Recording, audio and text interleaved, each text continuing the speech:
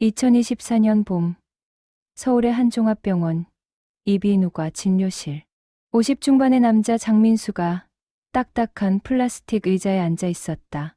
그의 손은 무릎 위에서 미세하게 떨리고 있었다. 24 아들 장우진이 아버지 옆 의자를 당겨 앉으며 그 떨리는 손을 조용히 잡았다. 장민수 씨, 검사 결과가 나왔습니다. 의사의 목소리가 진료실을 채웠다. 민수는 숨을 깊이 들이마셨다. 지난 석 달간 목소리가 점점 쉬어가는 것을 느꼈다. 처음엔 단순히 목 감기려니 했다. 하지만 시간이 지나도 나아지지 않았고 목소리는 점점 더 갈라졌다. 고등학교 체육교사로 25년을 일해온 그였다. 운동장에서 학생들을 부르던 그 우렁찬 목소리가 이제는 속삭임처럼 작아져 있었다. 성대암입니다. 이기로 판단됩니다. 순간 시간이 멈춘 것 같았다. 민수의 귓가에서 웅웅거리는 소리가 들렸다. 의사의 입이 움직이고 있었지만 무슨 말인지 들리지 않았다. 암. 그 단어만이 머릿속을 맴돌았다. 아버지. 우진의 목소리가 들렸다. 민수는 아들을 바라봤다. 24세 청년은 이미 자신보다 키가 컸고 어깨도 넓었다. 하지만 지금 그 얼굴에는 12살 소년의 두려움이 어려 있었다. 수술이 필요합니다. 성대 일부를 제거해야 합니다. 의사가 계속 설명했다. 수술 후 목소리가 완전히 달라질 것이라고 했다. 최악의 경우 목소리를 완전히 잃을 수도 있다고 했다. 식도, 발성법을 배우거나 전기우두를 사용해야 할 수도 있다고 했다. 민수는 고개를 끄덕였다. 살기 위해서라면 목소리쯤 포기할 수 있었다. 하지만 가슴 한편이 무너져 내리는 것 같았다. 25년간 학생들에게 꿈을 이야기하던 목소리, 아내에게 사랑한다고 말하던 목소리, 아들에게 격려와 조언을 건네던 목소리, 그 모든 것이 사라질 것이었다.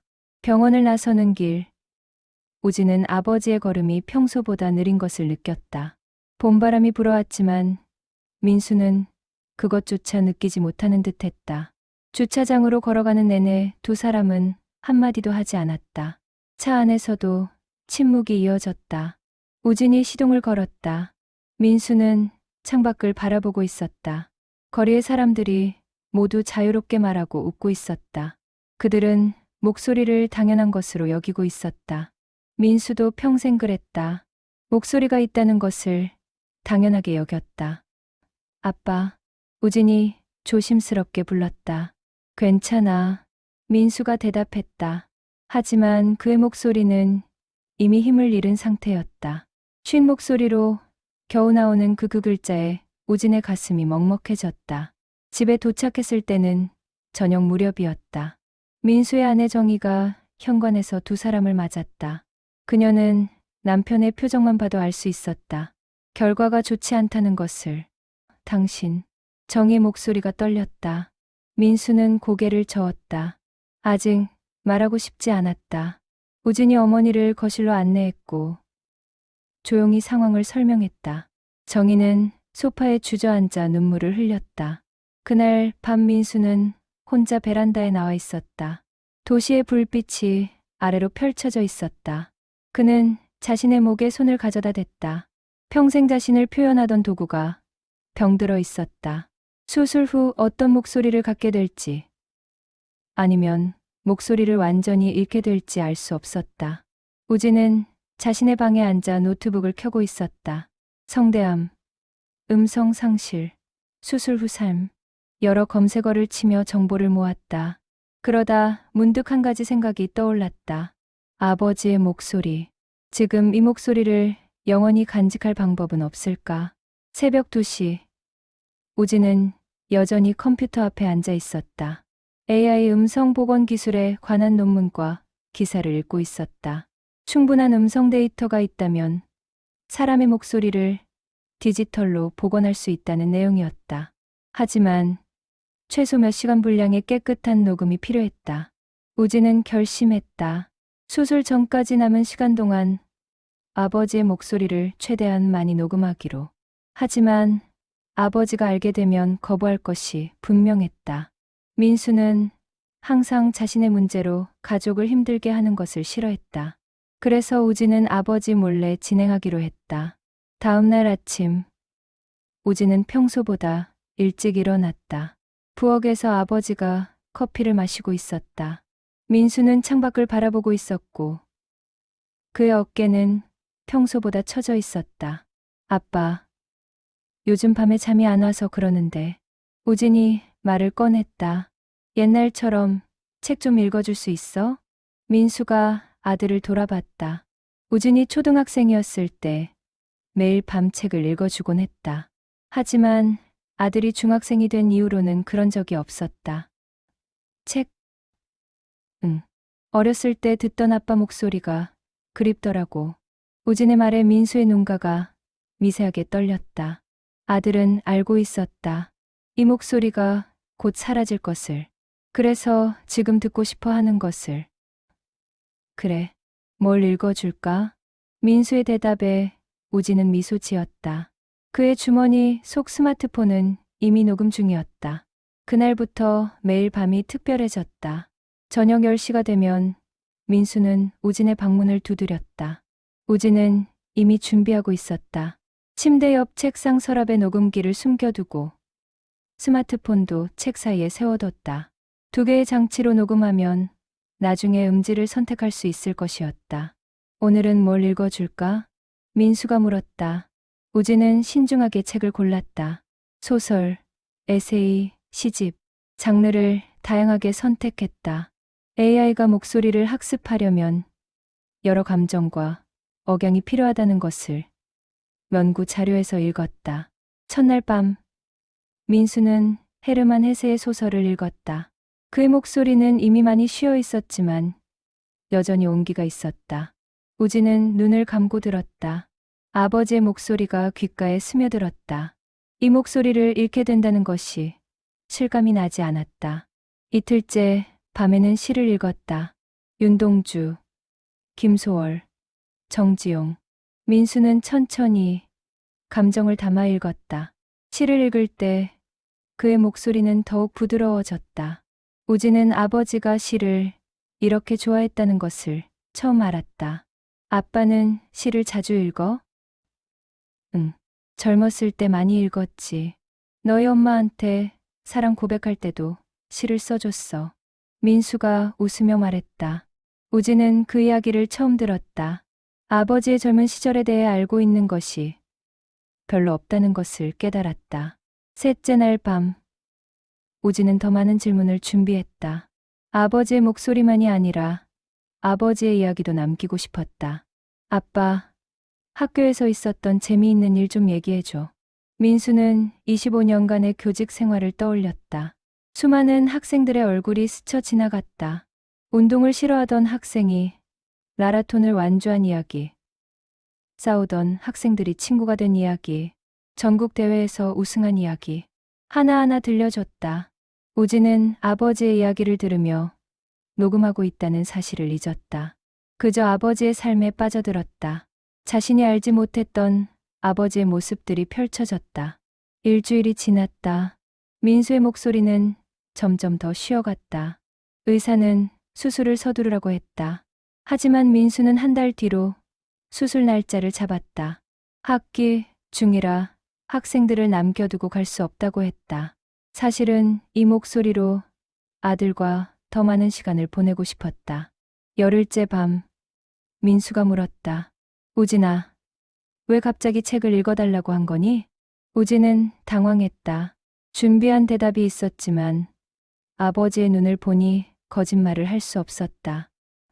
그냥 아빠 목소리가 좋아서. 고맙다, 아들. 민수의 목소리가 떨렸다. 그는 아들이 자신을 위로하려 한다는 것을 알았다. 수술 후 목소리를 잃을 아버지를 위해 지금 이 순간을 소중하게 만들어주려는 것을. 2주째에는 민수가 먼저 제안했다. 오늘은 내가 하고 싶은 이야기를 해도 될까? 물론이지. 민수는 우진이 태어난 날의 이야기를 했다. 첫 울음소리를 들었을 때의 감동. 처음 아빠라고 불렀을 때의 기쁨. 초등학교 입학식 날의 뿌듯함, 중학생이 되어 반항하던 시기의 당황스러움, 고등학생이 되어 대학을 고민하던 모습, 그리고 대학생이 된 지금까지 너를 키우면서 참 많은 것을 배웠어. 아버지가 되는 법을 너한테 배웠지. 우진의 눈시울이 붉어졌다. 아버지의 목소리에서 감정이 묻어났다. 쉰 목소리였지만 그 안에 담긴 사랑은 선명했다. 3주째. 녹음 파일은 이미 20시간을 넘어섰다. 우진은 매일 밤 녹음한 파일을 정리했다. 각 파일의 날짜와 내용을 표시했다. 소설 낭독, 시낭독, 일상 대화, 추억 이야기, 카테고리별로 분류했다. 낮 시간에 우진은 AI 음성 복원 전문가를 찾아다녔다. 여러 업체에 문의했고 대학 연구실도 방문했다. 비용이 만만치 않았지만 아르바이트로 모은 돈을 쓰기로 했다. 부족한 부분은 대출을 받기로 했다. 한 연구실의 박사과정 학생이 도움을 주겠다고 나섰다. 그는 우진의 이야기를 듣고 감동했다고 했다. 비용을 최소화해 주겠다고 약속했다. 목소리 데이터는 많을수록 좋습니다. 최소 20시간은 있어야 자연스러운 합성이 가능해요. 우진은 이미 그 이상을 확보했다고 말했다. 박사과정 학생은 놀라워했다. 그리고 아버지에게는 비밀로 하고 있다는 말에 고개를 끄덕였다. 수술이 끝나고 회복하면 그때 선물하려고 합니다. 좋은 아들이네요. 넷째 주가 되었다. 민수의 목소리는 이제 겨우 속삭임 수준이었다. 의사는 더 이상 미룰 수 없다고 했다. 수술 날짜가 사흘 앞으로 다가왔다. 마지막 밤, 민수는 우진의 방에 들어왔다. 평소보다 일찍이었다. 손에 편지 한 통을 들고 있었다. 이걸 읽어줄게. 그것은 민수가 우진에게 쓴 편지였다. 태어난 날부터 지금까지 아들에게 하고 싶었던 모든 말이 담겨 있었다. 고맙다는 말, 미안하다는 말, 사랑한다는 말. 민수는 쉰 목소리로 천천히 읽었다. 중간중간 목이 메었다. 우진은 눈물을 참으며 들었다. 녹음기와 스마트폰은 여전히 작동하고 있었다. 편지의 마지막 문장이었다. 우진아, 아빠의 목소리가 사라져도 아빠의 사랑은 영원히 너와 함께 할 거야. 사랑한다. 아들. 민수의 목소리가 완전히 끊어졌다. 우진은 더 이상 참지 못하고 아버지를 끌어안았다. 두 사람은 한동안 그렇게 있었다. 그날 밤, 우진은 모든 녹음 파일을 확인했다. 총 32시간 분량.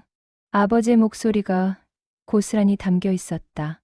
웃음소리, 한숨, 기침 소리까지 모두 실제였다. 수술 전날, 우진은 모든 파일을 각사과정 학생에게 전달했다.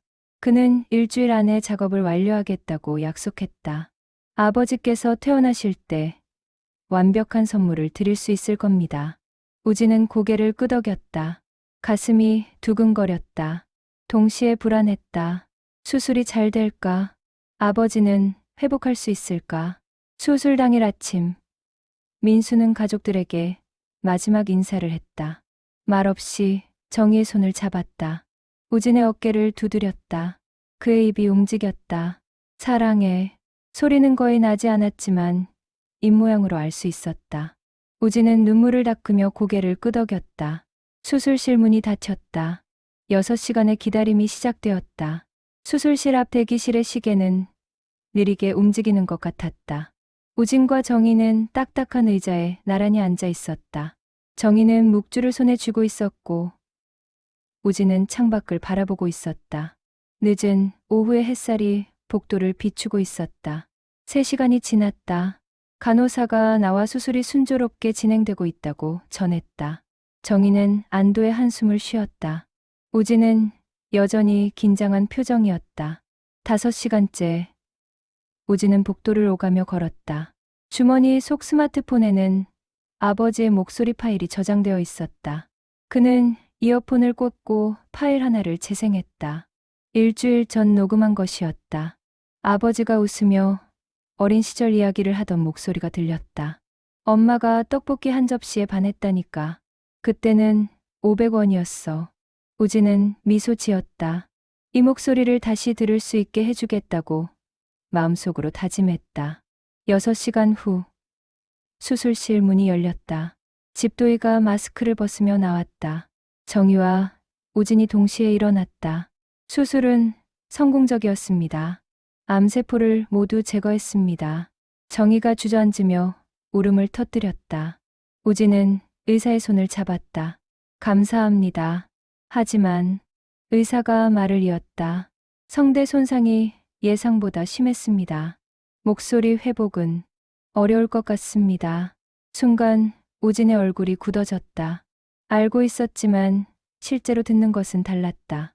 아버지가 더 이상 말을 할 수 없다는 것이. 식도 발성이나 인공호두를 사용하는 방법이 있습니다만 그것도 최소 몇 달의 재활이 필요합니다. 민수가 회복실로 옮겨졌다.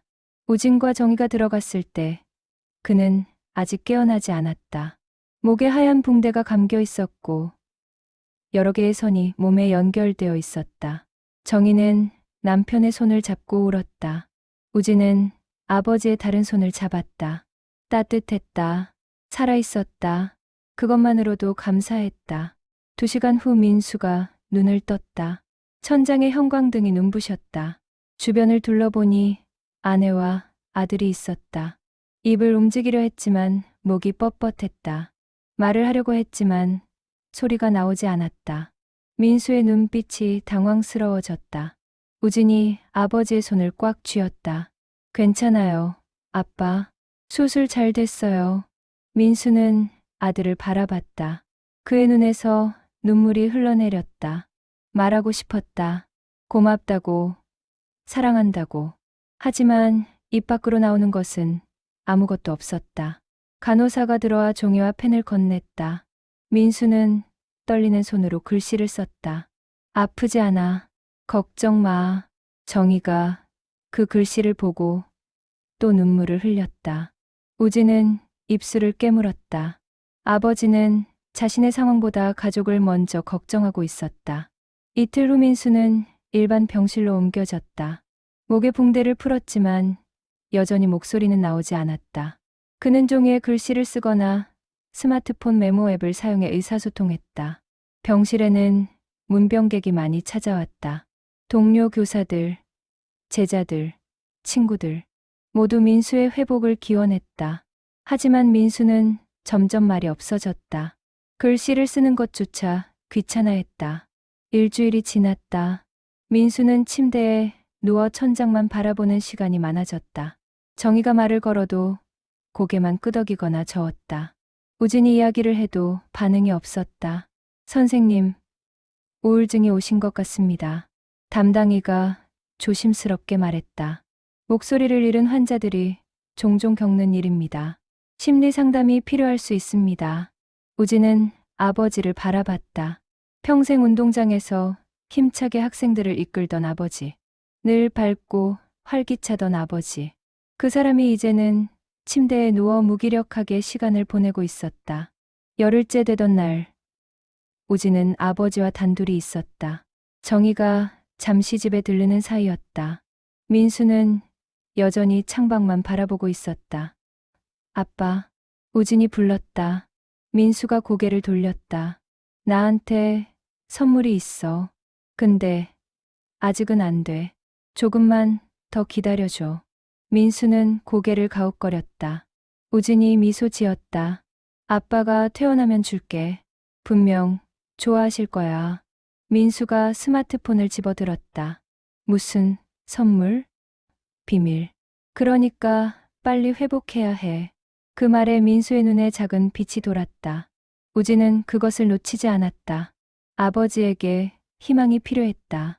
앞으로 나아갈 이유가 필요했다. 2주째, 민수는 재활치료를 시작했다. 식도, 발성을 배우는 과정이었다. 공기를 삼켜서 트림하듯 소리를 내는 방법이었다. 쉽지 않았다. 며칠을 연습해도 제대로 된 소리가 나오지 않았다. 치료실에서 민수는 좌절했다. 손으로 책상을 쳤다. 치료사가 다독였다. 괜찮습니다. 시간이 걸리는 일입니다. 하지만 민수에게는 시간보다 더 중요한 것이 있었다. 자신의 목소리, 학생들에게 격려의 말을 건넬 수 있는 그 목소리, 아내에게 사랑을 표현할 수 있는 그 목소리, 아들과 대화할 수 있는 그 목소리. 그날 밤 우진은 병실에서 아버지와 함께 있었다. 민수가 스마트폰에 글씨를 썼다. 예전 목소리로는 돌아갈 수 없겠지? 우진은 잠시 망설였다. 거짓말을 하고 싶었지만 할 수 없었다. 아빠, 나한테 좋은 생각이 있어. 민수가 아들을 바라봤다. 조금만 기다려줘. 아빠를 위해 준비한 게 있어. 민수는 아들의 눈을 보았다. 그 눈에는 확신이 있었다. 무언가 계획이 있다는 것을. 민수는 고개를 끄덕였다. 3주째. 우진은 박사과정 학생에게 연락을 받았다. 작업이 거의 완료되었다는 것이었다. 최종 테스트만 남았다고 했다. 정말 놀라운 결과입니다. 녹음 데이터가 워낙 좋아서 합성, 음질이 기대 이상입니다. 우진의 가슴이 뛰었다. 드디어였다. 아버지에게 목소리를 돌려줄 수 있는 순간이 가까워졌다. 넷째 주. 민수의 퇴원 날이 다가왔다. 그는 여전히 목소리를 내지 못했다. 식도 발성도 아직 서툴렀다. 하지만 건강은 많이 회복되었다. 의사는 집에서 계속 재활을 하면 된다고 했다. 퇴원 전날 밤, 우진은 연구실에서 최종 파일을 받았다. 헤드폰을 끼고 재생 버튼을 눌렀다. 우진아, 사랑한다. 아버지의 목소리가 들렸다. 우진의 눈에서 눈물이 흘러내렸다. 완벽했다. 수술 전 아버지의 목소리 그대로였다. 따뜻하고 다정한 그 목소리가 고스란히 살아있었다. 퇴원 당일, 봄비가 내리고 있었다. 우진은 아버지를 휠체어에 태워 병원 현관으로 나왔다. 민수는 한 달 만에 맞는 바깥 공기에 눈을 감았다. 비 냄새가 상쾌했다. 차로 향하는 길. 우진은 아버지를 바라봤다. 민수는 여전히 말이 없었다. 아니, 말을 할 수 없었다. 목에는 작은 흉터가 남아 있었다. 그것은 앞으로 평생 그와 함께할 흔적이었다. 집에 도착했을 때 정희가 현관에서 기다리고 있었다. 그녀는 남편을 껴안았다. 민수는 아내의 등을 토닥였다. 말없이 그의 눈에서 눈물이 흘러내렸다. 어서 들어와요. 정희가 남편의 손을 잡고 안으로 들어갔다. 집은 깨끗하게 정돈되어 있었다. 거실에는 민수가 좋아하는 꽃이 꽂혀 있었다. 모든 것이 그가 병원에 가기 전과 똑같았다. 하지만 동시에 완전히 달랐다. 저녁, 식사 시간이었다. 정희가 민수가 좋아하는 음식을 준비했다. 하지만 식탁의 분위기는 무거웠다. 예전에는 저녁 식사 때 그날 있었던 일을 이야기하곤 했다. 민수가 학교에서 있었던 재미있는 일을 들려주고, 우진이 대학 생활을 이야기하고, 정희가 동네 소식을 전했다. 하지만 이제는 침묵만이 흘렀다. 민수는 스마트폰으로 간단히 맛있다고 썼다. 정희가 미소 지으며 고개를 끄덕였다. 하지만 그녀의 눈시울은 붉었다. 식사 후 민수는 소파에 앉아 텔레비전을 켰다. 뉴스가 나오고 있었다. 아나운서의 목소리가 거실을 채웠다. 민수는 자신도 저렇게 자유롭게 말할 수 있었다는 것을 떠올렸다. 불과 한 달 전까지만 해도 우진은 자신의 방에 있었다. 노트북 앞에 앉아 파일을 확인하고 있었다. 박사과정 학생이 보내준 AI 음성 합성 프로그램이었다. 텍스트를 입력하면 아버지의 목소리로 읽어주는 시스템이었다. 프로그램을 실행했다. 간단한 문장을 입력했다. 안녕, 우진아. 재생 버튼을 눌렀다. 스피커에서 아버지의 목소리가 흘러나왔다. 완벽했다. 억양도, 감정도, 모든 것이 아버지 그대로였다. 우진은 여러 문장을 테스트했다.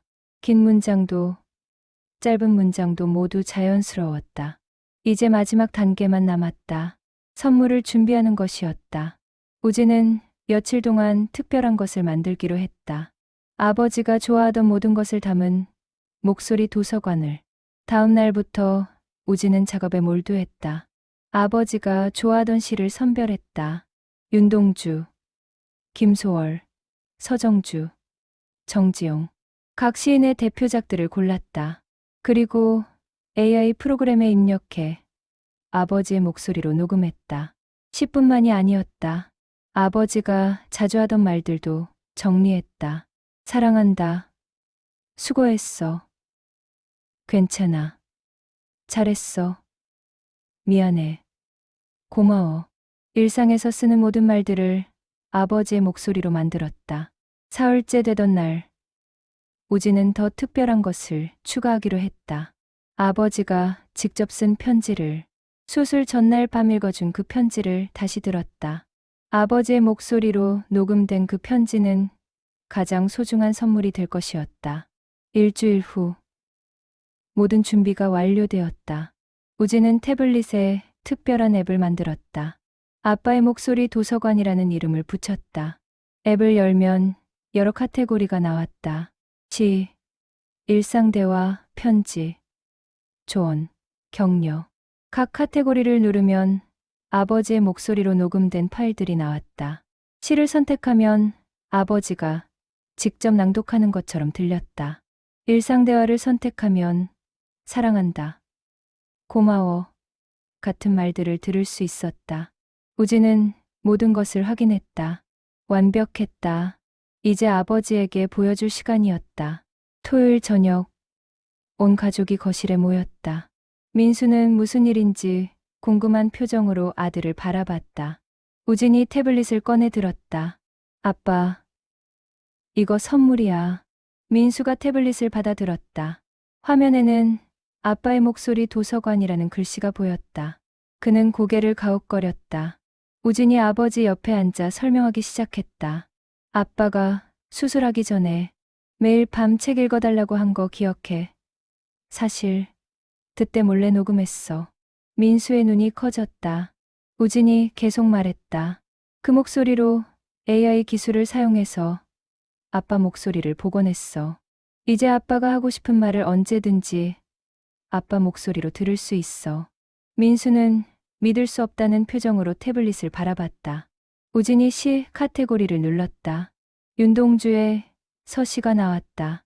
재생 버튼을 눌렀다. 죽는 날까지 하늘을 우러러 한 점, 부끄럼이 없기를. 민수의 목소리가 흘러나왔다. 그의 손이 떨렸다. 그것은 분명 자신의 목소리였다. 수술 전 그 목소리, 힘차고 따뜻한 그 목소리가 태블릿에서 나오고 있었다. 정희가 옆에서 눈물을 흘렸다. 우진은 아버지를 바라봤다. 민수의 눈에서도 눈물이 흘러내렸다. 시가 끝났다. 민수는 다른 카테고리를 눌러봤다. 일상 대화를 선택했다. 여러 문장이 나왔다. 사랑한다를 눌렀다. 사랑한다. 자신의 목소리로 그 말을 듣는 순간 민수는 목이 메었다. 이 말을 하고 싶었다. 매일 가족들에게 하고 싶었던 말. 하지만 할 수 없었던 말. 이제 이 작은 기계가 자신 대신 말해주고 있었다. 고마워를 눌렀다. 고마워. 잘했어를 눌렀다. 잘했어. 하나하나 들을 때마다 민수의 가슴이 뜨거워졌다. 우진이 이 모든 것을 준비했다는 것이 자신의 목소리를 영원히 남기기 위해 한 달 동안 몰래 녹음하고 AI 기술을 배우고 이 앱까지 만들었다는 것이. 민수는 스마트폰을 꺼내 글씨를 썼다. 고맙다. 아들아. 이게 최고의 선물이다. 우진이 아버지를 껴안았다. 정희도 함께 껴안았다. 세 사람은 한동안 그렇게 있었다. 그날 밤 민수는 혼자 태블릿을 들고 베란다로 나갔다. 편지 카테고리를 눌렀다. 수술 전날 밤 읽었던 그 편지가 있었다. 재생 버튼을 눌렀다. 자신의 목소리가 흘러나왔다. 아들에게 하고 싶었던 모든 말들이. 민수는 도시의 불빛을 바라보며 편지를 끝까지 들었다. 우진아, 아빠의 목소리가 사라져도 아빠의 사랑은 영원히 너와 함께 할 거야. 사랑한다. 아들. 민수는 미소 지었다. 목소리는 잃었지만 사랑은 잃지 않았다. 그리고 이제 그 사랑을 표현할 방법도 생겼다. 월요일 아침, 민수는 오랜만에 일찍 일어났다. 침대 옆 탁자에는 태블릿이 놓여 있었다. 그는 화면을 켜고 일상대화 카테고리를 눌렀다. 좋은 아침을 선택했다. 좋은 아침. 자신의 목소리가 방 안에 울려 퍼졌다. 민수는 미소 지었다. 부엌으로 나가니 정희가 아침을 준비하고 있었다. 그는 태블릿을 들고 아내에게 다가갔다. 좋은 아침, 여보. 정희가 돌아보며 미소 지었다. 좋은 아침이에요, 당신. 그녀는 남편이 태블릿으로 인사하는 모습이 신기하면서도 기뻤다. 한 달 동안 남편의 목소리를 듣지 못했었다. 이제는 기계를 통해서지만 다시 들을 수 있었다. 아침, 식사 시간, 분위기가 달랐다. 민수는 태블릿을 옆에 두고 필요할 때마다 사용했다. 맛있어. 고마워. 물 좀 줘. 같은 말들을 그의 목소리로 들을 수 있었다. 우진이 말했다. 아빠, 좀 익숙해지면 더 많은 문장을 추가할 수 있어. 직접 타이핑해서 음성으로 변환할 수도 있고. 민수가 고개를 끄덕였다. 그는 이미 여러 가능성을 생각하고 있었다. 학교로 돌아갈 수 있을까? 학생들을 다시 가르칠 수 있을까? 며칠 후 민수는 학교를 방문했다. 교장과 동료, 교사들이 그를 맞았다. 모두 반가워했지만 동시에 조심스러워했다. 민수가 목소리를 잃었다는 것을 알고 있었기 때문이다. 교장실에서 교장이 물었다. 민수 선생님, 건강은 괜찮으신가요? 민수는 태블릿을 꺼냈다. 미리 준비해둔 문장을 재생했다. 네. 많이 좋아졌습니다. 걱정해 주셔서 감사합니다. 교장과 동료, 교사들이 놀라워했다. 민수의 목소리가 태블릿에서 나왔다. 자연스럽고 또렷했다. 이게 민수 선생님 목소리네요. 네. 아들이 만들어줬습니다. 민수가 또 다른 문장을 재생했다. 교장은 감탄했다. 정말 놀랍습니다. 이걸로 수업도 할 수 있겠네요. 민수는 그 말에 희망을 느꼈다. 다시 운동장에서 학생들을 가르칠 수 있을지도 모른다는 생각이 들었다. 하지만 현실은 쉽지 않았다. 체육 수업은 즉각적인 의사소통이 필요했다. 학생들이 운동하는 동안 빠르게 지시하고 격려해야 했다. 태블릿으로 미리 준비한 문장을 재생하는 것만으로는 부족했다. 일주일 후 민수는 시범 수업을 했다. 학생들은 선생님을 반갑게 맞았다. 하지만 수업이 진행되면서 문제가 드러났다. 민수가 태블릿으로 지시를 내리는 동안 학생들은 기다려야 했다. 수업의 흐름이 끊겼다. 수업 후 민수는 좌절했다. 그는 운동장 한 구석에 앉아 있었다. 25년간 자신의 목소리로 학생들을 이끌어왔다. 하지만 이제는 그럴 수 없었다. 우진이 그 이야기를 듣고 해결책을 찾기 시작했다. 박사과정 학생에게 다시 연락했다. 실시간으로 텍스트를 음성으로 변환할 수 있는 방법이 없을까? 있습니다. 음성 합성 속도를 높이면 거의 실시간으로 가능합니다. 일주일 후 업그레이드된 앱이 완성되었다. 이제 민수는 스마트폰에 문장을 타이핑하면 즉시 자신의 목소리로 변환되어 스피커로 나왔다. 타이핑 속도가 관건이었지만 연습하면 할만했다. 민수는 매일 연습했다. 키보드 타이핑 속도를 높이기 위해 훈련했다. 자주 쓰는 문장들은 단축키로 등록해뒀다. 잘했어. 다시 한번. 멈춰. 시작 같은 말들을. 한 달 후 민수는 다시 수업을 시작했다. 이번에는 달랐다. 학생들에게 빠르게 지시를 내릴 수 있었다. 물론 예전만큼 즉각적이지는 않았지만 충분히 소통할 수 있었다. 선생님, 목소리 정말 신기해요. 한 학생이 말했다. 민수는 미소 지으며 타이핑했다. 이게 바로 기술의 힘이란다. 학생들이 웃었다. 민수는 다시 운동장에 서 있었다. 비록 기계를 통해서지만 학생들과 소통하고 있었다. 어느 날 수업 후 한 학생이 다가왔다. 조용하고 내성적인 학생이었다. 선생님, 저도 말하는 게 어려워요. 민수가 학생을 바라봤다. 학생은 고개를 숙이고 있었다. 말더듬이 심해서 친구들 앞에서 발표하기가 무서워요. 민수는 태블릿에 긴 문장을 타이핑했다. 나도 지금 말을 할 수 없어. 하지만 소통하는 방법은 많아. 목소리만이 전부가 아니야. 내가 전하고 싶은 마음이 더 중요해. 학생이 고개를 들어 선생님을 바라봤다. 민수가 계속 타이핑했다. 천천히 해도 괜찮아. 중요한 건 포기하지 않는 거야. 선생님도 새로운 방법을 배우고 있어. 너도 할 수 있어. 학생의 눈에서 눈물이 흘렀다. 민수는 학생의 어깨를 토닥였다. 말없는 위로였지만 충분히 전해졌다. 그날 저녁 민수는 집에서 우진에게 그 이야기를 했다. 태블릿으로 타이핑하며 오늘 한 학생이 말더듬 때문에 힘들어했어. 내가 위로해줬어. 목소리를 잃은 내가 오히려 그 아이에게 용기를 줄 수 있었어. 우진이 말했다. 아빠가 더 강해진 것 같아. 민수가 고개를 끄덕였다. 목소리를 잃은 것은 상실이었다. 하지만 동시에 새로운 것을 배우는 과정이기도 했다. 다른 방식으로 소통하는 법, 말보다 중요한 것들을 깨닫는 것. 주말에 민수는 옛 제자들과 만났다. 이미 졸업한 학생들이었다. 모두 민수의 상황을 알고 있었다. 선생님, 목소리 들으니까 너무 좋아요. 한 제자가 말했다. 민수는 태블릿으로 대답했다. 너희를 만나니 내가 더 좋다. 제자들과 함께 저녁을 먹으며 옛 이야기를 나눴다.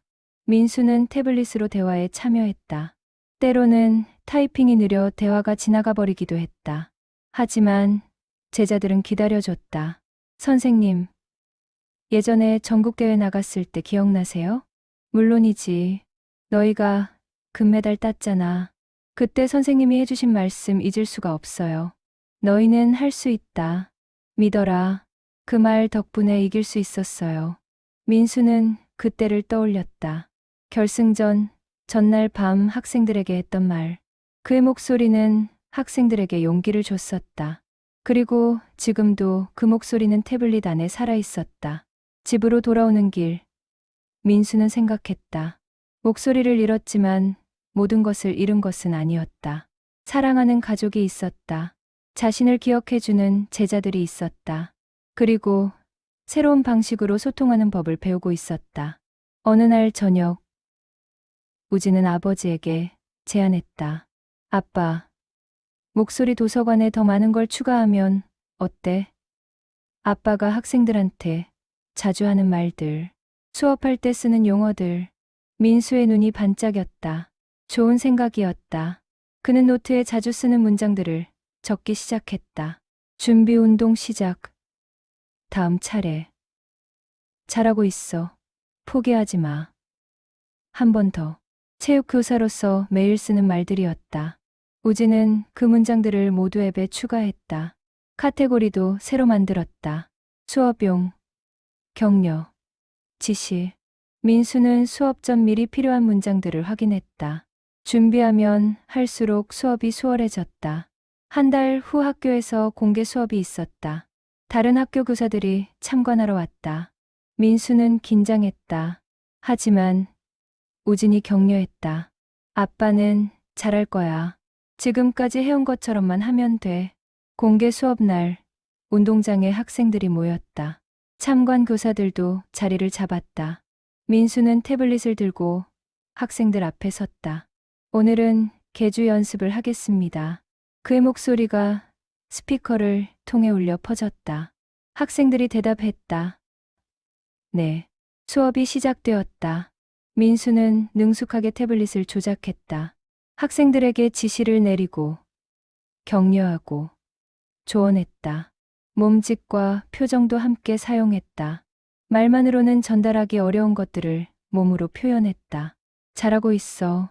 바통을 좀 더 확실하게 잡아. 학생들이 선생님의 시범을 보며 따라했다. 수업은 순조롭게 진행되었다. 참관 교사들은 감탄했다. 목소리를 잃은 교사가 이렇게 훌륭하게 수업하는 것을 보고 놀라워했다. 수업 후 한 참관 교사가 다가왔다. 민수 선생님, 정말 훌륭한 수업이었습니다.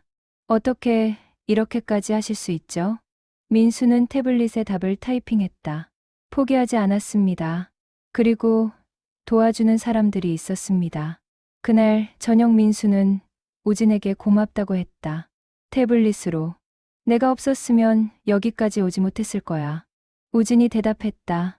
아빠가 포기하지 않았으니까 가능한 거였어. 시간이 흐르면서 목소리 도서관은 계속 확장되었다. 민수는 매일 새로운 문장을 추가했다. 일상에서 필요한 모든 말들을. 날씨가 좋네. 저녁 뭐 먹을까? 피곤하다. 영화 보자. 평범하지만 중요한 말들이었다. 어느 날 정희가 제안했다. 당신. 나한테 하고 싶은 말도 녹음하면 어때? 민수는 고개를 끄덕였다. 그는 아내에게 하고 싶었던 말들을 떠올렸다. 사랑한다는 말, 고맙다는 말, 미안하다는 말, 결혼 25년 동안 충분히 하지 못했던 말들. 우진이 가족 카테고리를 새로 만들었다. 그곳에는 가족에게만 하는 특별한 말들이 담겼다. 여보, 사랑해. 오늘도 고생했어. 평생 함께하자. 민수가 직접 선택한 문장들이었다. 저녁 시간마다 민수는 정희에게 그 문장들을 들려줬다. 처음에는 어색했다. 기계를 통해 사랑을 표현한다는 것이. 하지만 곧 익숙해졌다.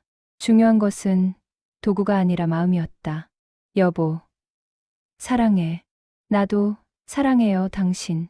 정희가 미소 지으며 대답했다. 그녀는 남편의 목소리를 다시 들을 수 있다는 것만으로도 행복했다. 몇 달 후 민수의 이야기가 지역 신문에 실렸다. 목소리를 잃었지만 포기하지 않은 교사.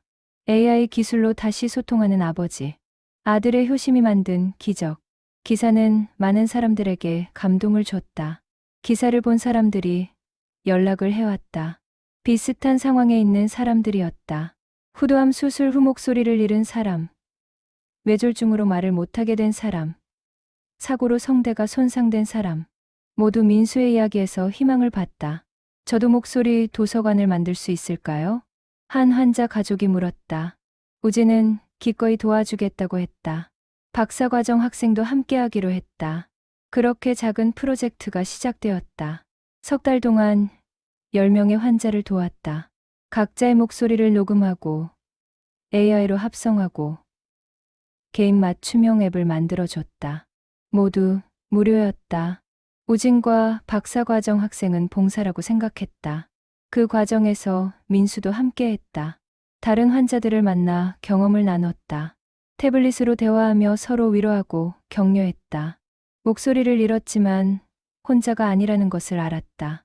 어느 날 한 환자가 말했다. 선생님, 덕분에 다시 살 용기가 생겼어요. 민수는 태블릿에 답했다. 우리는 목소리를 잃었지만 여전히 소통할 수 있습니다. 포기하지 마세요. 그날 밤 집에서 민수는 우진에게 말했다. 우리가 하는 일이 더 많은 사람을 도울 수 있을 것 같아. 우진도 같은 생각이었다. 그들은 작은 비영리 단체를 만들기로 했다. 목소리 나눔이라는 이름을 붙였다. 목소리를 잃은 사람들에게 AI 음성 복원 서비스를 제공하는 단체였다. 처음에는 둘이서 시작했다. 하지만 소문이 퍼지면서 자원봉사자들이 모여들었다. 의료진, 엔지니어, 디자이너, 각자의 재능을 나눠주는 사람들이었다. 1년 후 목소리 나눔은 100명이 넘는 환자를 도왔다. 각자에게 맞춤형 목소리 도서관을 만들어줬다.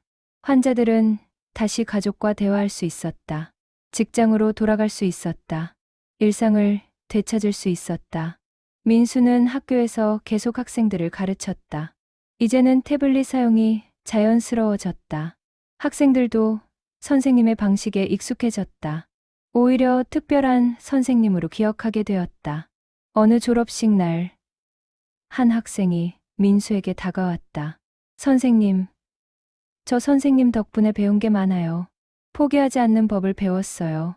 민수는 태블릿에 답을 타이핑했다. 내가 스스로 배운 거야. 나는 그저 옆에 있었을 뿐이야.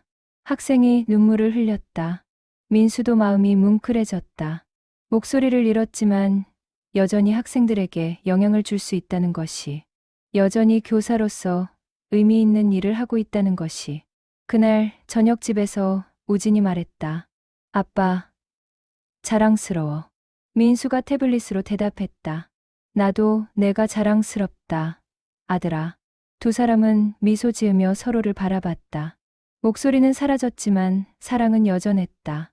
그리고 그 사랑은 이제 더 많은 사람들에게 퍼져나가고 있었다. 가을 학기가 시작되었다.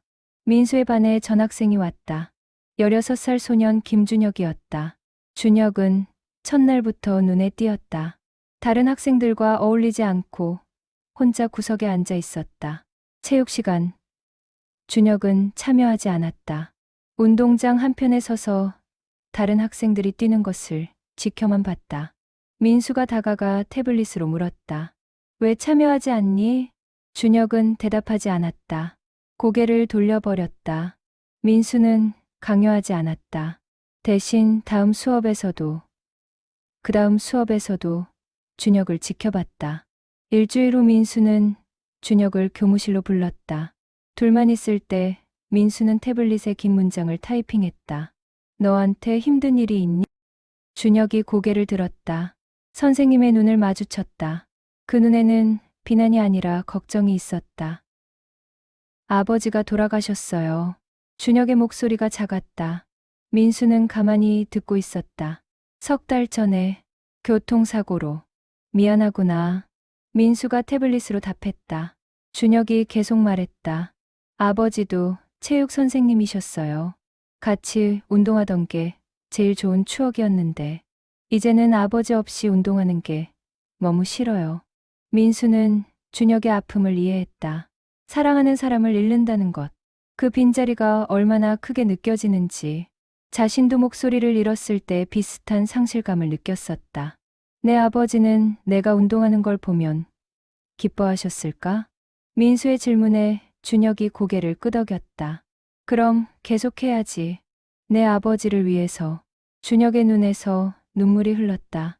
민수는 학생의 어깨에 손을 올렸다. 말없는 위로였다. 다음 수업부터 준혁이 참여하기 시작했다. 처음에는 마지못해였다. 하지만 점점 적극적으로 변했다. 달리고, 뛰고, 땀을 흘렸다. 운동하는 동안에는 아버지 생각을 잊을 수 있었다. 한 달 후 준혁이 민수에게 다가왔다. 선생님, 저 육상부에 들어가고 싶어요. 민수는 놀랐다. 전학 왔을 때의 준혁을 생각하면 큰 변화였다. 민수는 태블릿으로 대답했다. 좋아. 내가 도와줄게. 그날부터 방과 후 민수는 준혁을 특별히 지도했다. 달리기 폼을 고쳐주고 체력 훈련을 시켰다. 준혁은 열심히 따라왔다. 어느 날 훈련 후 준혁이 물었다. 선생님은 언제 목소리를 잃으셨어요? 민수는 잠시 망설이다 답했다. 1년 전, 성대암 수술 후에. 많이 힘드셨죠? 응. 처음에는 포기하고 싶었어. 민수가 솔직하게 답했다. 준혁이 고개를 끄덕였다. 저도 아버지 돌아가시고 모든 게 싫었어요. 살고 싶지 않았어요. 하지만 지금은 선생님 덕분에 조금 나아진 것 같아요. 민수는 그 말에 가슴이 뜨거워졌다. 자신의 경험이 학생에게 도움이 되고 있었다. 3달 후 학교 육상 대회가 열렸다. 준혁이 1500m에 출전했다. 민수는 결승선 근처에서 지켜봤다. 태블릿을 들고 출발 신호가 울렸다. 준혁이 달리기 시작했다. 첫 바퀴는 중간 정도였다. 두 번째 바퀴부터 속도를 높였다. 세 번째 바퀴, 준혁이 선두권에 들어섰다. 마지막 100m, 준혁과 다른 학생이 나란히 달리고 있었다. 민수는 태블릿을 들어 올렸다. 미리 준비해둔 문장을 재생했다. 포기하지 마. 할 수 있어. 그의 목소리가 운동장에 울려 퍼졌다. 준혁이 그 소리를 들었다. 마지막 힘을 쏟아 질주했다. 결승선을 먼저 통과했다. 1등이었다. 준혁은 무릎을 꿇고 숨을 몰아쉬었다. 그리고 눈물을 흘렸다. 기쁨의 눈물인지 그리움의 눈물인지 알 수 없었다. 아마 둘 다였을 것이다. 민수가 준혁에게 다가갔다. 학생을 일으켜 세우며 태블릿으로 말했다. 내 아버지가 봤다면 자랑스러워하셨을 거야. 준혁이 선생님을 껴안았다. 민수도 학생을 안아줬다. 두 사람은 한동안 그렇게 있었다. 둘 다 무언가를 잃었지만 서로에게서 위로를 찾았다. 그날 저녁 민수는 집에서 우진에게 그 이야기를 했다. 오늘 한 학생이 우승했어. 아버지를 잃고 힘들어하던 아이였는데 아빠가 도와준 거네. 내가 한 건 별로 없어. 그냥 옆에 있었을 뿐이야. 우진이 아버지를 바라봤다. 그게 가장 중요한 거야, 아빠. 누군가 옆에 있어준다는 것. 민수는 고개를 끄덕였다. 우진이 자신에게 그랬던 것처럼, 수술 전후로 항상 곁에 있어줬던 것처럼. 시간이 흐르면서 준혁은 육상부의 에이스가 되었다. 시대회에서 입상하고 도 대회에도 나갔다. 민수는 항상 응원석에서 지켜봤다. 태블릿을 들고 응원의 메시지를 보냈다. 어느 날 준혁이 민수에게 말했다. 선생님, 저 체육교사가 되고 싶어요. 선생님 같은. 민수는 태블릿에 답을 타이핑했다. 내 아버지 같은? 아니요. 선생님 같은 거요. 학생들에게 희망을 주는 선생님. 민수의 눈시울이 붉어졌다. 자신이 학생에게 그런 영향을 줬다는 것이 믿기지 않았다. 넌 훌륭한 교사가 될 거야. 그날 밤 민수는 정희에게 말했다. 오늘 정말 뿌듯했어. 한 학생의 인생에 긍정적인 영향을 줬다는 걸 느꼈어. 정희가 남편의 손을 잡았다. 당신은 항상 그래왔어요. 목소리가 있을 때도 지금도. 민수는 미소 지었다. 목소리는 도구일 뿐이었다. 진짜 중요한 것은 마음이었다. 학생들을 사랑하는 마음, 포기하지 않는 마음, 희망을 주는 마음. 다음 날 학교에서 민수는 준혁을 포함한 육상부 학생들과 함께 있었다. 학생들이 선생님을 둘러싸고 이야기를 나눴다. 민수는 태블릿으로 하나하나 답했다. 선생님, 태블릿 사용하는 거 불편하지 않으세요? 한 학생이 물었다. 민수는 잠시 생각하다 답했다. 처음에는 불편했어. 하지만 이제는 익숙해졌어. 중요한 건 소통하고 싶은 마음이야. 방법은 여러 가지가 있어. 학생들이 고개를 끄덕였다. 그들은 선생님을 존경했다. 어려움 속에서도 포기하지 않는 모습을, 새로운 방법을 찾아 계속 나아가는 모습을. 민수는 학생들을 바라보며 생각했다. 목소리를 잃은 것이 끝이 아니었다. 오히려 새로운 시작이었다. 다른 방식으로 사람들과 연결되는 법을 배웠다. 더 깊이 듣는 법을 배웠다. 말보다 중요한 것들을 깨달았다. 2년이 흘렀다. 민수는 여전히 학교에서 가르치고 있었다. 목소리 도서관도 계속 확장되었다. 이제는 1000개가 넘는 문장이 저장되어 있었다. 일상의 모든 상황에 대응할 수 있을 정도였다. 목소리 나눔 단체도 성장했다. 전국에서 500명이 넘는 환자를 도왔다. 언론에서도 관심을 가졌다. 방송 인터뷰 요청도 들어왔다.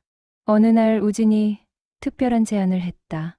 아빠, 우리 이야기를 다큐멘터리로 만들면 어때?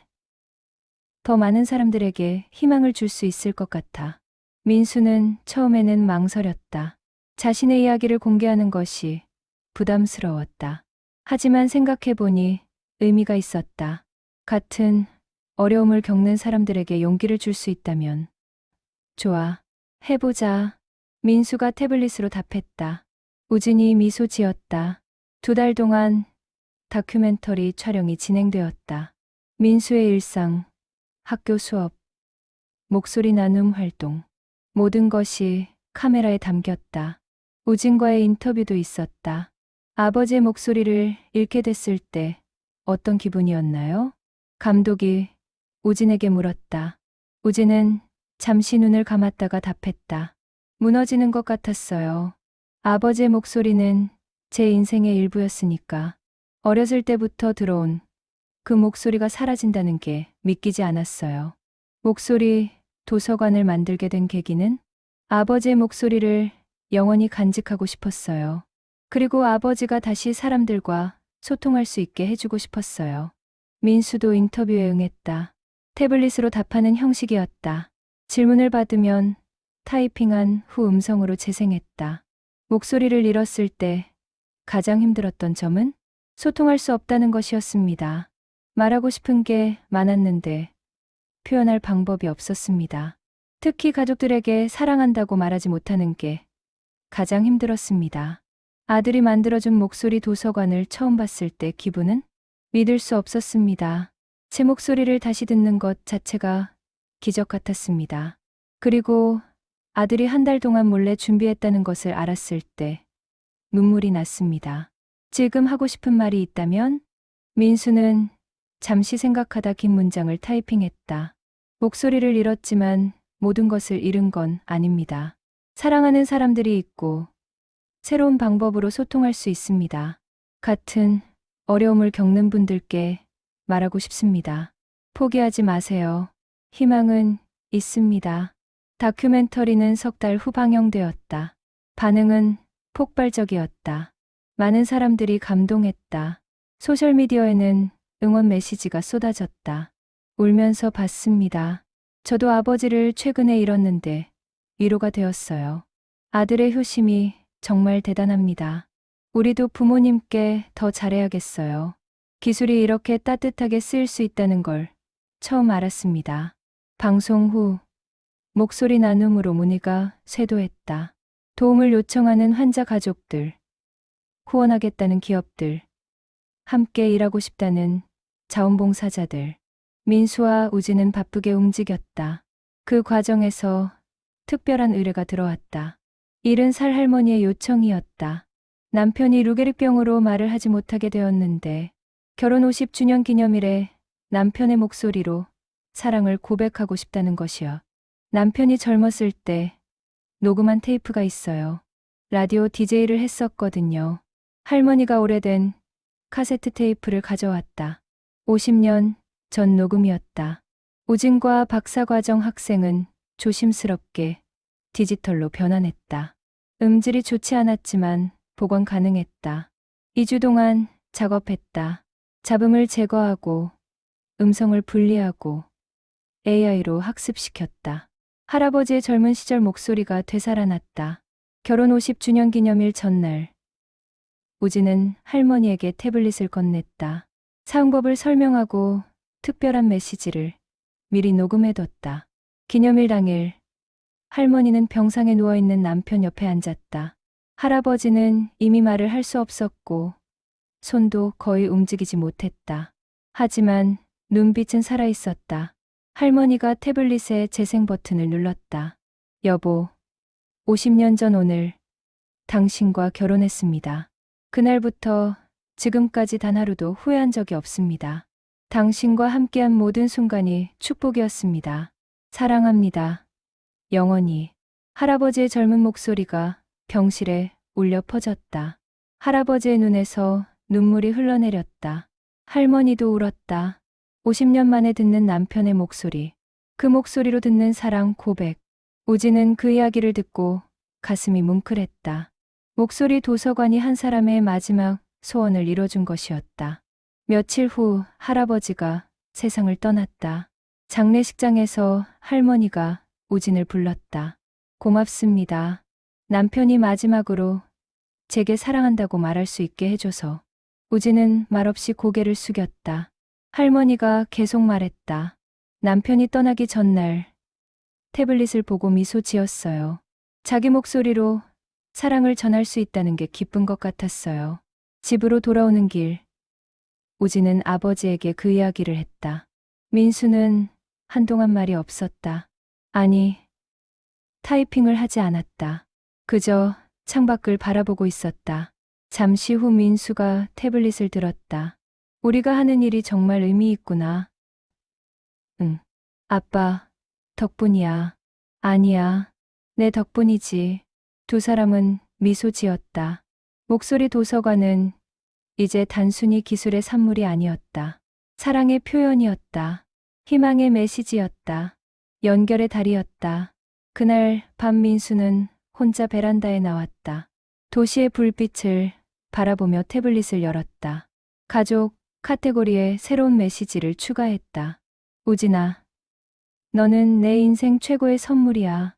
목소리를 잃었지만 너 덕분에 더 큰 목소리를 얻었어. 고맙다. 아들아.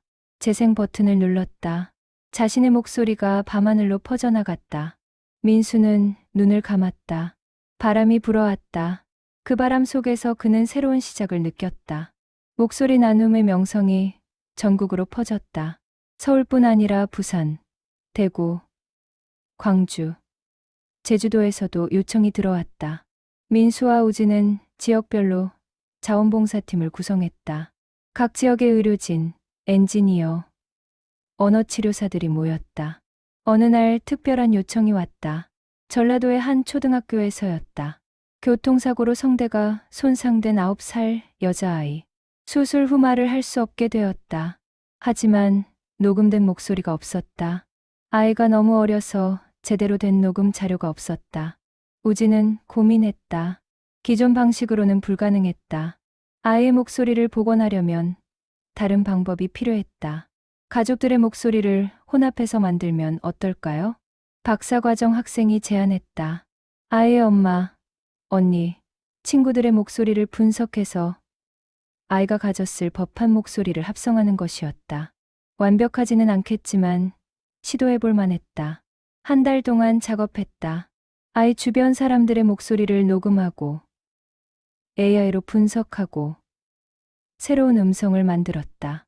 9살 여자아이의 목소리로 들리도록 완성된 목소리를 아이 가족에게 들려줬다. 엄마가 눈물을 흘렸다. 우리 딸 목소리 같아요. 정말로. 아이에게 태블릿을 건넸다. 처음에 아이는 어리둥절했다. 하지만 재생 버튼을 누르고 자신의 목소리를 들었을 때 환하게 웃었다. 엄마, 사랑해. 아이가 태블릿으로 말했다. 엄마가 아이를 껴안았다. 두 사람은 한동안 그렇게 울었다. 그 이야기는 다시 언론에 보도되었다. 목소리 나눔이 아이에게 목소리를 선물했다고. 반응은 또다시 뜨거웠다. 후원금이 쏟아졌고 자원봉사 신청도 늘어났다. 민수는 단체가 점점 커지는 것을 보며 뿌듯함과 동시에 부담을 느꼈다. 이 모든 것이 자신에게서 시작되었다는 것이. 우진과 함께 시작한 작은 프로젝트가 이제는 수많은 사람들의 희망이 되어 있었다. 어느 토요일, 민수와 우진은 목소리 나눔 사무실에 앉아 있었다. 벽에는 도움을 준 환자들의 감사 편지가 붙어 있었다. 100여 통이 넘었다. 아빠, 우리 해외로도 확장하면 어때? 우진이 제안했다. 민수는 고개를 가웃거렸다. 다른 나라 언어도 가능할까? 기술적으로는 가능해.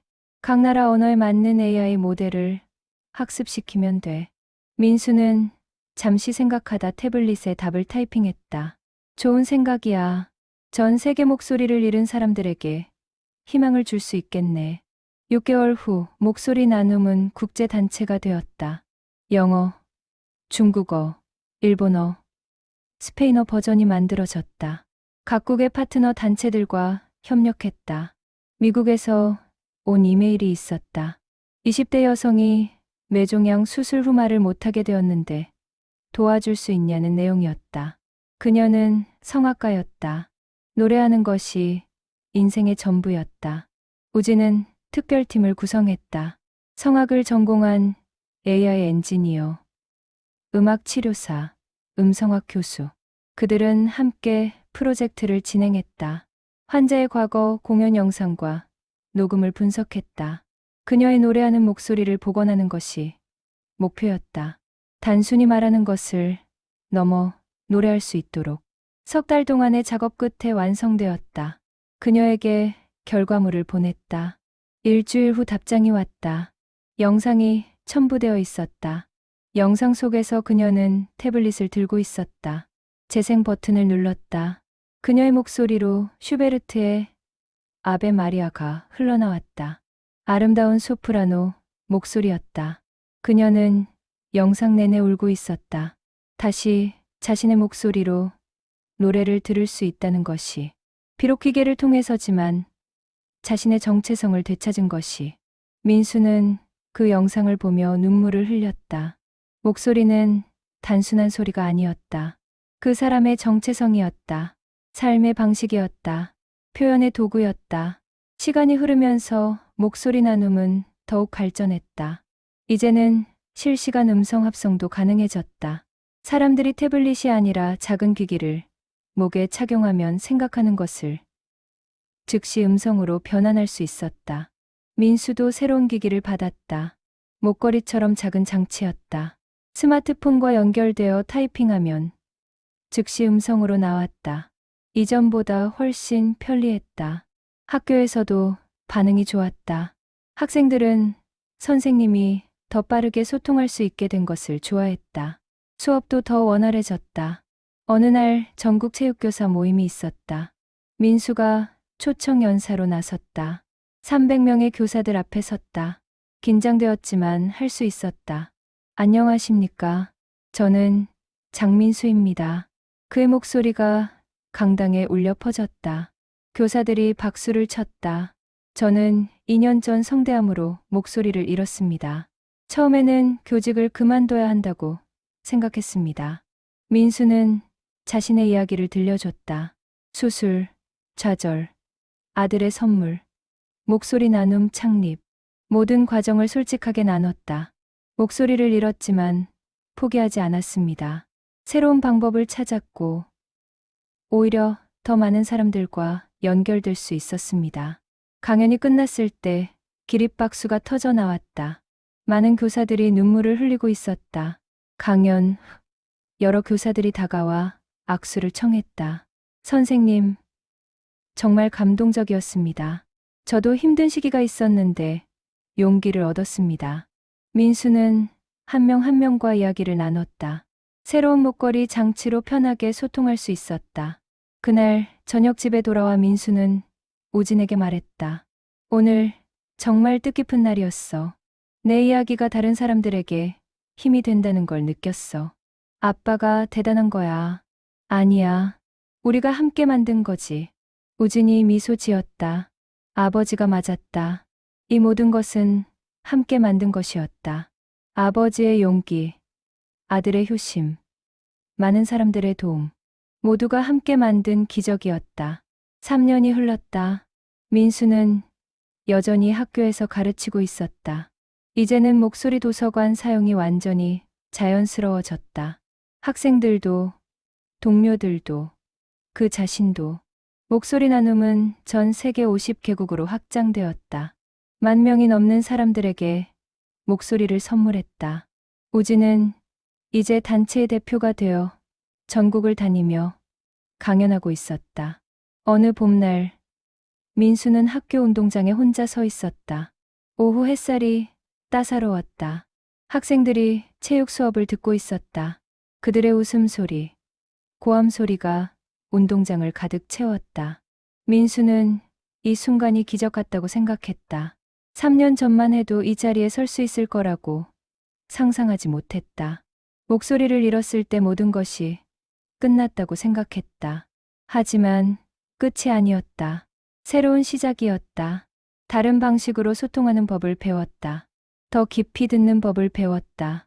말보다 중요한 것들을 깨달았다. 수업이 끝나고 한 학생이 다가왔다. 1학년 학생이었다. 민수를 처음 만난 날 신기한 눈으로 목소리 장치를 바라보던 아이였다. 선생님, 저 내년에 육상부 들어가고 싶어요. 민수가 새 장치의 답을 타이핑했다. 이제는 타이핑 속도가 빨라져 거의 실시간으로 대화할 수 있었다. 좋아. 열심히 하면 잘할 수 있을 거야. 선생님처럼 포기하지 않는 사람이 되고 싶어요. 민수의 가슴이 뭉클해졌다. 자신이 학생들에게 그런 영향을 주고 있다는 것이. 넌 이미 훌륭해. 계속 그 마음을 가지고 있어. 학생이 환하게 웃으며 뛰어갔다. 민수는 그 뒷모습을 바라봤다. 희망으로 가득한 모습이었다. 그날 저녁 온 가족이 모였다.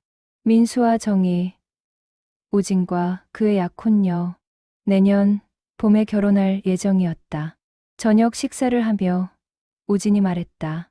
아빠, 결혼식에서 아빠가 축사해 주실 수 있어요? 민수는 놀랐다. 축사를 자신에게 부탁하다니. 내가? 네. 아빠 목소리로 듣고 싶어요. 아빠가 해주시는 축복을. 민수의 눈시울이 붉어졌다. 우진의 약혼녀도 미소 지으며 말했다. 저도 듣고 싶어요. 우진이가 항상 아버님 이야기를 많이 해주셨거든요. 물론이지. 기꺼이 하마. 민수가 타이핑하며 대답했다. 정희가 남편의 손을 잡았다. 그날 밤 민수는 혼자 서재에 앉아 축사 내용을 준비했다. 아들에게 해주고 싶은 말들을 적었다. 축복의 말, 사랑의 말, 자랑스럽다는 말. 1시간 동안 글을 쓰고 다듬고 완성했다. 음성, 합성 프로그램에 입력했다. 재생 버튼을 눌렀다. 자신의 목소리로 축사가 흘러나왔다. 완벽했다. 감정도, 억양도, 모든 것이 자연스러웠다. 민수는 여러 번 반복해서 들었다. 수정할 부분을 찾았고 더 나은 표현으로 바꿨다. 새벽까지 작업했다. 완성된 축사는 5분 분량이었다. 아들에게 하고 싶었던 모든 말이 담겨 있었다. 3달 후 결혼식 날이 왔다. 화창한 봄날이었다. 예식장은 사람들로 가득했다. 가족, 친구, 동료, 목소리 나눔 회원들. 모두가 우진의 결혼을 축하하러 왔다. 신랑 신부가 입장했다. 우진은 턱시도를 입고 있었고 신부는 아름다운 웨딩드레스를 입고 있었다. 두 사람은 행복한 미소를 짓고 있었다. 식이 진행되고 축사 순서가 왔다. 사회자가 호명했다. 신랑의 아버지께서 축사하시겠습니다. 민수가 단상에 올랐다. 300여 명의 하객이 그를 바라봤다. 민수는 목에 찬 장치를 만졌다. 긴장되었지만 준비되어 있었다. 재생 버튼을 눌렀다. 그의 목소리가 예식장에 울려 퍼졌다. 사랑하는 아들 우진아. 그리고 이제 우리 가족이 될 며느리에게. 모두가 조용히 들었다. 민수의 목소리는 따뜻했다. 우진아. 너를 낳은 날이 엊그제 같은데 벌써 결혼을 하는구나. 27년 전 내가 태어났을 때 아빠는 이 세상에서 가장 행복한 사람이었어. 우진의 눈에서 눈물이 흘렀다. 너는 아빠에게 최고의 선물이었어. 자라는 모습을 보는 것이 행복이었고, 내가 웃을 때 아빠도 웃었고, 내가 힘들어할 때 아빠도 아팠어. 민수는 계속 말했다. 아들이 어렸을 때의 추억들, 함께했던 순간들, 자랑스러운 성장. 3년 전 아빠가 목소리를 잃었을 때 내가 해준 선물을 잊을 수 없어. 넌 아빠에게 다시 말할 수 있는 힘을 줬어. 그 이상으로 삶에 희망을 줬어. 하객들도 눈물을 훔쳤다. 정희는 손수건으로 눈가를 닦고 있었다. 이제 너도 가정을 꾸리게 되었구나. 아빠가 내게 해줄 수 있는 조언이 있다면 서로 사랑하고 존중하라는 것이야. 힘든 순간에도 서로를 믿고 의지해라. 그것이 가족이 함께 이겨내는 방법이라. 민수는 며느리에게도 말을 건넸다. 우리 며느리, 우진이를 선택해줘서 고마워. 좋은 남편이 되도록 키우지 못했지만 사랑하는 법은 잘 아는 아들이야. 너희 둘이 행복하기를 진심으로 바란다. 축사가 끝났다. 예식장은 박수 소리로 가득 찼다. 많은 사람들이 일어서서 박수를 쳤다. 민수는 자리로 돌아왔다. 우진이 아버지를 껴안았다. 고마워요, 아빠. 민수도 아들을 꼭 안았다. 말없이. 하지만 그 포옹이 모든 것을 말해주었다. 식이 끝나고 필요한 시간. 많은 사람들이 민수에게 가가와 축하했다. 정말 감동적인 축사였습니다. 목소리가 정말 자연스러웠어요. 선생님, 이야기를 들으니 용기가 납니다. 민수는 한 명 한 명에게 감사하다고 답했다. 장치를 통해 자연스럽게, 이제는 완전히 자신의 일부가 되어 있었다. 저녁 무렵 민수와 정희는 호텔 옥상 정원에 나와 있었다. 도시의 불빛이 아래로 펼쳐져 있었다. 두 사람은 난간에 기대어 서 있었다. 당신, 오늘 정말 멋있었어요. 정희가 말했다. 민수가 장치의 답을 타이핑했다. 당신이 옆에 있어줘서 가능했어. 앞으로도 계속 함께해요. 물론이지. 영원히. 두 사람은 손을 맞잡았다.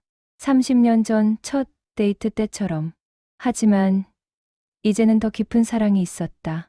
어려움을 함께 이겨낸 사랑이. 그날 밤 집에 돌아와 민수는 목소리 도서관을 열었다. 3년 동안 쌓인 수천 개의 문장들, 일상의 말들, 특별한 순간들, 사랑의 표현들, 새로운 카테고리를 만들었다. 미래에게 그곳의 메시지를 녹음했다. 언젠가 이 메시지를 듣는 사람에게 나는 목소리를 잃었지만 말하는 법을 잃지 않았습니다. 방법은 달랐지만 여전히 사랑을 전할 수 있었습니다. 당신도 어려움 속에 있다면 포기하지 마세요. 길은 항상 있습니다. 희망을 잃지 마세요. 재생해서 들어봤다. 자신의 목소리가 미래의 누군가에게 전해질 것이었다. 시간을 넘어, 공간을 넘어 민수는 창밖을 바라봤다. 별들이 빛나고 있었다. 그는 생각했다. 목소리는 사라질 수 있지만 사랑은 영원하다고. 말은 잊혀질 수 있지만 마음은 남는다고. 그리고 기술의 힘으로, 사랑하는 사람들의 도움으로 자신의 목소리는 영원히 계속될 것이라고. 민수는 미소 지었다. 목소리 도서관은 단순한 기록이 아니었다. 생명이었다. 연결이었다. 사랑의 증거였다. 별빛 아래서 민수는 조용히 중얼거렸다. 소리는 나지 않았지만 그의 마음은 외쳤다. 고맙다. 모두에게 포기하지 않게 해줘서, 사랑하게 해줘서, 살게 해줘서. 그리고 그 순간 그는 알았다. 진짜 목소리는 목청에서 나오는 것이 아니라 마음에서 나온다는 것을. 그의 목소리는 결코 사라진 적이 없었다. 단지 다른 방식으로 표현되고 있었을 뿐. 민수의 이야기는 계속될 것이다. 목소리 도서관을 통해, 목소리 나눔을 통해, 그의 삶을 통해 영원히.